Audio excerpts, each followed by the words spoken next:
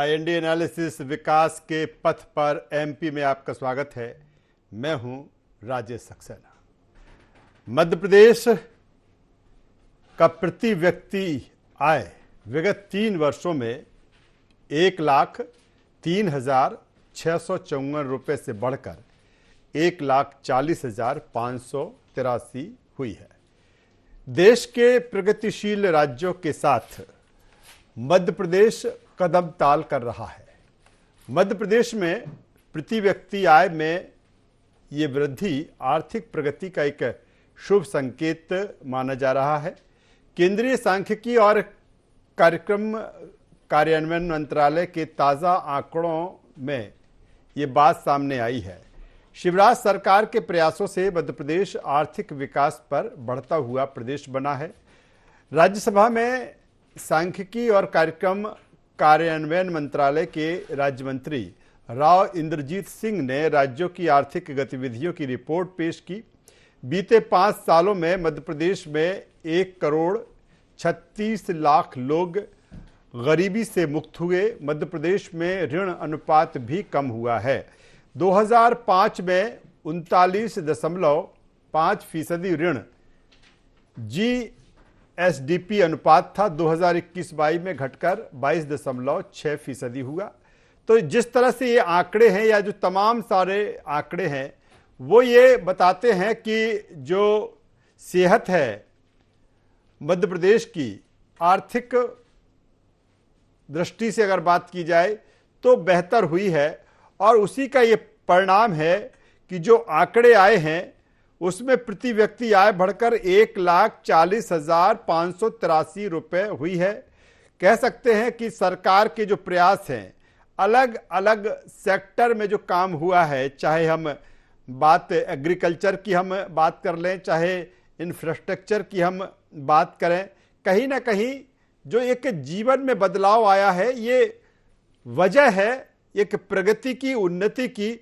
और उसी के आधार पर ये जो आंकड़े जारी किए गए हैं और उससे ये बताया गया है कि जो सेहत है, जो आर्थिक खजाने की चाहे सेहत की बात की जाए या फिर आम लोगों के बेहतरी के लिए जो काम हुए हैं उसकी बात की जाए, तो तमाम सारी चीज़ें हैं। और इस आंकड़े के आधार पर ही ये जो सर्वेक्षण है या जिस तरह की ये जो रिपोर्ट है वो सामने आई है केंद्र के सरकार की तरफ से। और उसी के बाद ये कहा जा रहा है कि मध्य प्रदेश की जो आर्थिक सेहत है वो बेहतर हुई है। आज इसी पर हम चर्चा करेंगे, बातचीत करेंगे। चर्चा शुरू करें उससे पहले हम आपको अपने मेहमानों से जो आज इस चर्चा में हमारे साथ जुड़ रहे हैं उनसे आपका परिचय करा देते हैं, तारुफ करा देते हैं, फिर इस चर्चा को हम आगे बढ़ाएंगे। 3 मेहमान इस चर्चा में आज हमारे साथ में होंगे। तो आर्थिक विकास की ओर तेजी से मध्य प्रदेश बढ़ रहा है और जो रिपोर्ट्स आई है केंद्र सरकार की तरफ से उसमें ये बात सामने आई है कि अलग अलग सेक्टरों में जिस तरह से काम हुआ है और उसी के आधार पर जो रिपोर्ट में जिस तरह से कहा गया है कि प्रति व्यक्ति जो आय है वो बढ़ी है, जो इंफ्रास्ट्रक्चर है उसमें डेवलपमेंट हुआ है। और बीच में जो कोरोना काल रहा उस समय ये कहा जा रहा था कि कोरोना काल के चलते जो सेहत है वो खराब हो सकती है, लेकिन मध्य प्रदेश में उसका असर नहीं है और तमाम सेक्टरों में मध्य प्रदेश ने तरक्की की है।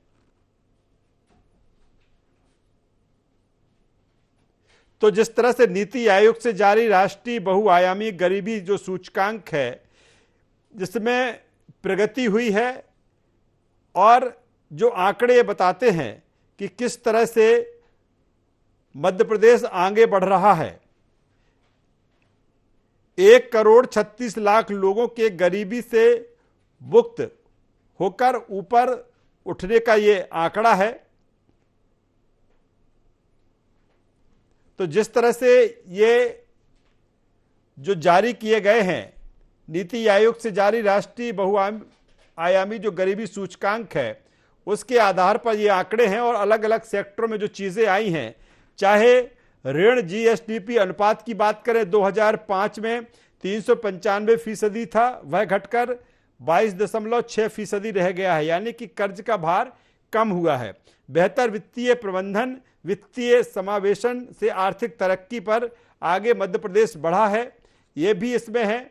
दूसरी तरफ अगर बात की जाए तो प्रबंधन सूचना प्रणाली का जो आरबीआई के कोर बैंकिंग सॉल्यूशन ई कुबेर के साथ एकीकरण की बात की जाए, अर्थव्यवस्था को बढ़ाने के लिए राज्य के प्राथमिकता क्षेत्रों में ऋण का विस्तार किया जाए।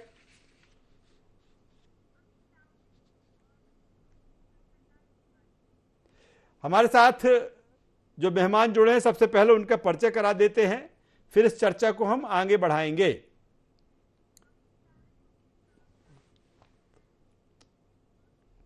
हमारे साथ में हैं शंकर लाल तिवारी साहब, भारतीय जनता पार्टी के वरिष्ठ नेता, पूर्व विधायक। स्वागत करता हूं शंकर लाल तिवारी साहब आपका।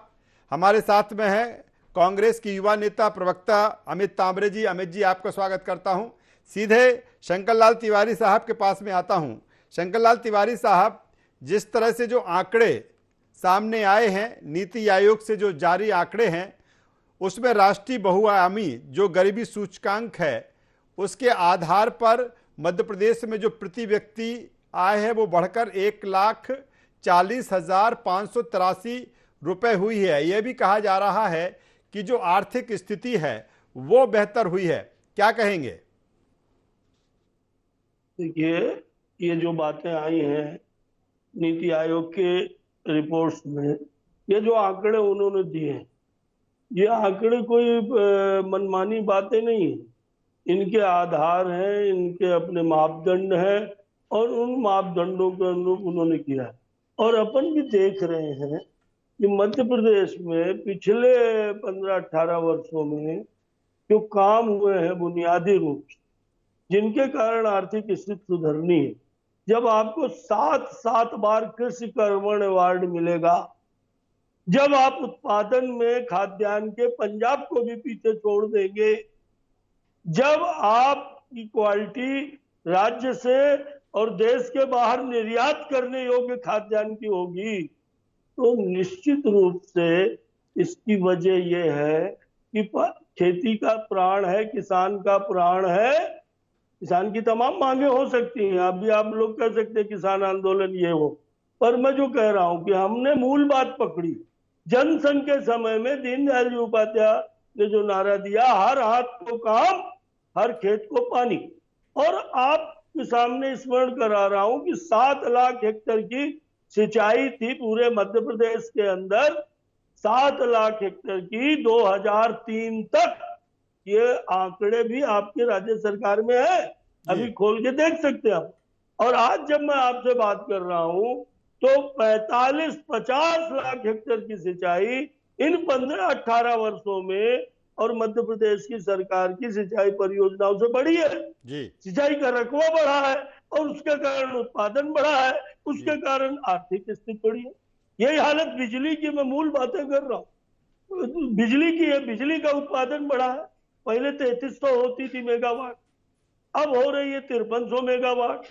और इस नाते छोटे उद्योग धंधे काम नहीं कर पा रहे थे, छोटी छोटी मशीनें लगा के जो लोग काम कर रहे हैं वो तो बहुत परेशान थे।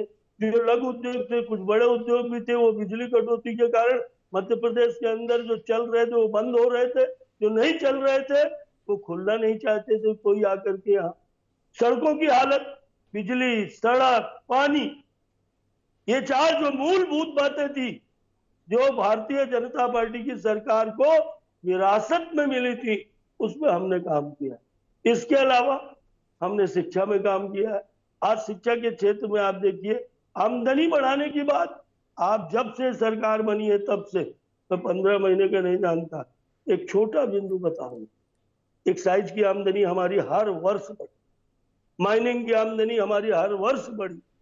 आप देख लीजिए, आपको आरोप लगाने खूब लगाएगा कि रेत में ये हो रहा हो, पर आप आंकड़े देखिए, अपनी सरकारों के आंकड़े देखिए और 2003 से अभी तक। और छोड़िए आधा, बस एक शब्द और तो छोड़ दीजिए, माइनिंग में, आबकारी में और अन्य विभागों में जो आमदनी बढ़ी जीएसटी में, इसमें तो छोड़ दीजिए, आप उस पर विरोध बताएंगे।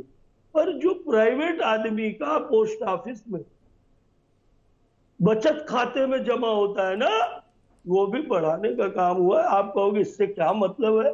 उस राशि से चलिए, मैं आता हूं शंकरलाल मध्य तिवारी साहब, प्रदेश दोबारा में आपके पास में किसी आऊंगा भी और आंकड़ों के सार्वजनिक साथ काम आपके के साथ में लिए आऊंगा। बैंकों से अमित राशि ले लेते तांबरे हैं जी, और अमित तांबरे जनता जी, से काम जिस करते हैं। तरह से अगर आर्थिक बचत खाता सेहत मजबूत है तो मजबूत हुई है जनता का मध्य बजट प्रदेश की, और जो नीति आयोग के जो आंकड़े जारी हुए हैं, स्वागत करेंगे या क्या कहना चाहेंगे अमित जी? देखिए, जो आंकड़े आपने पेश करे हैं, यदि उनमें सत्यता है तो ये कुछ आंकड़े हैं मेरे पास। ये लोग कौन हैं ये मैं जानना चाहूंगा। पिछले 8 सालों में एनसीआरबी का आंकड़ा है 25,486 दिहाड़ी मजदूरों ने बेरोजगारी के कारण आत्महत्या की है। एक ही साल में 4,657 दिहाड़ी मजदूरों ने आत्महत्या कर अपनी जीवन लीला समाप्त करी है, जो कि देश में तीसरे स्थान पर है। किसानों की बहुत बातें हो रही हैं कृषि कर्मण अवार्ड की। 2020 में 235 किसानों ने आत्महत्या करी है। 2021 में मध्य प्रदेश में 117 किसानों ने आत्महत्या करी है। ये एनसीआरबी के आंकड़े हैं। देश में 5वें नंबर पर आत्महत्या के मामले में मध्य प्रदेश है। हम कानून व्यवस्था की यदि हम बात कर लें तो जब से पुलिस कमिश्नर सिस्टम बना है तब से अपराध में लगातार बढ़ोतरी हुई है। भोपाल में दुष्कर्म के मामलों में जो 2021 में 330 थे, जिनकी संख्या 2022 में 384 हो गई। इंदौर में 302 से बढ़कर 365 हो गई। ये जानकारी नरोत्तम मिश्रा जी ने विधानसभा के पटल पर दी है। अब ये कौन से आंकड़े हैं? अब मैं आपसे पूछना चाहता हूं, मध्य प्रदेश में शिवराज सिंह चौहान साहब के 4 बार के कार्यकाल में ऐसी 5 बड़ी कंपनियों के नाम आप मुझे बता दीजिए जिसने बेरोजगारों को रोजगार का साधन दिया हो मध्य प्रदेश में। मध्य प्रदेश में रोजगार जैसे तैसे परीक्षा वसूल की जाती है, फीस ली जाती है, जैसे तैसे एग्जाम होता है, उसका रिजल्ट निकलता है। पटवारी एग्जाम के रिजल्ट में क्या हुआ आपने हमने सबने देखा। व्यापम में आपने हमने सबने देखा। और जब ये सब धरातल की सच्चाई है तो ये सिर्फ एक चुनावी आंकड़ों के अलावा कुछ चलिए भी अमित जी, नहीं मैं है। दोबारा आता हूं, एक छोटा सा ब्रेक लूंगा यहां पर, और ब्रेक के बाद फिर आऊंगा और जिन आंकड़ों की बात हो रही है उस पर भी मैं चर्चा करूंगा। यहां एक छोटा सा ब्रेक लेते हैं।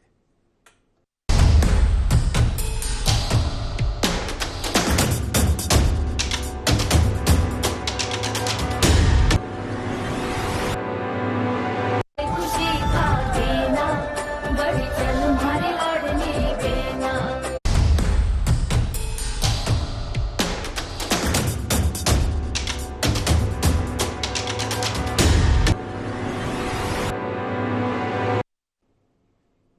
तो विकास के पथ पर मध्य प्रदेश, और नीति आयोग ने जो आंकड़े जारी किए हैं उस आंकड़े के आधार पर ये तथ्य सामने है, ये आंकड़ा सामने है कि मध्य प्रदेश की जो आर्थिक सेहत है वो मजबूत हुई है। प्रति व्यक्ति आय बढ़कर 1,40,583 रुपये हुई है। कोरोना काल में जिस तरह से एक अनुमान था कि कोरोना काल के चलते जो ट्रैक है आर्थिक मजबूती का वो उतर सकता है, उसमें भी मध्य प्रदेश बेहतर तरीके से आगे बढ़ा है। सीधे चर्चा पर आते हैं पूरे पैनल के साथ में।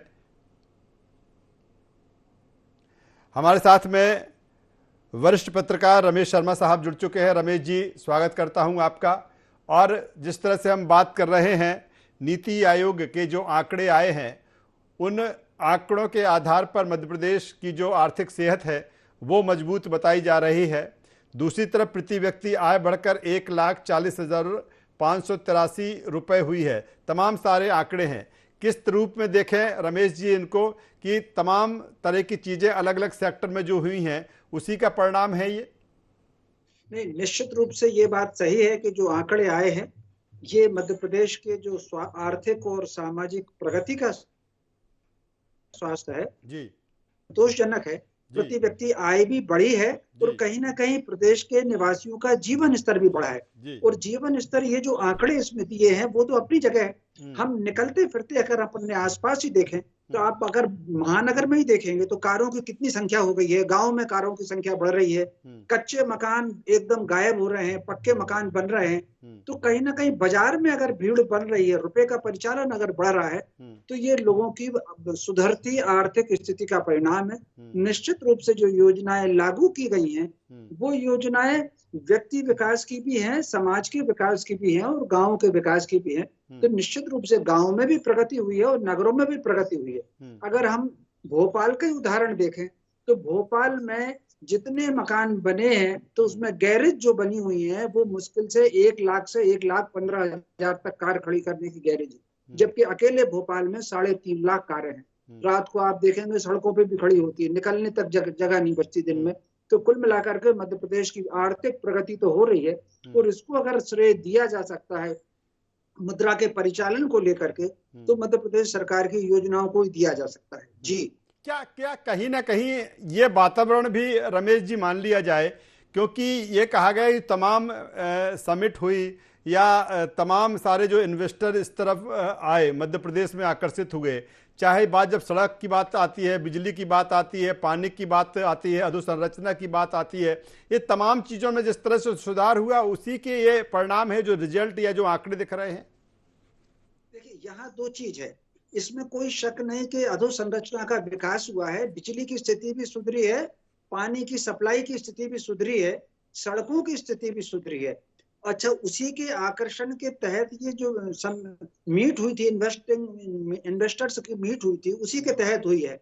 लेकिन फिर भी यहाँ ये मुझे जरूर कहना होगा कि इन्वेस्टर्स मीट से जो उम्मीद की जाना चाहिए था, उतना नौजवानों को रोजगार नहीं मिला। उसका एक कारण ये भी हम समझते हैं कि जिस तरीके से अब टेक्नोलॉजी बढ़ रही है, उसमें मशीनें काम करेंगी, मनुष्य के काम करने का कम हो रहा है। लोगों को एक वातावरण बनना चाहिए, ये मैं राजनीति से अलग हट के कह रहा हूँ, कहीं ना कहीं स्वरोजगार का और आत्मनिर्भरता का वातावरण बनना चाहिए। नौजवान अपना कोई काम शुरू कर सकें, उसका वातावरण बने। अब एक छोटा सा उदाहरण देना चाहता हूँ। अब अगर हम बैंकिंग लेन देन मोबाइल पर कर लेते हैं, तो बैंकों की नौकरियां सारी की सारी खत्म हुई। अब ऐसे रेस्टोरेंट खुल रहे हैं कि आप खुद ही समोसा लीजिए, खुद बिल चुकाइए, खुद पकड़िए और खुद कचरे में डालिए।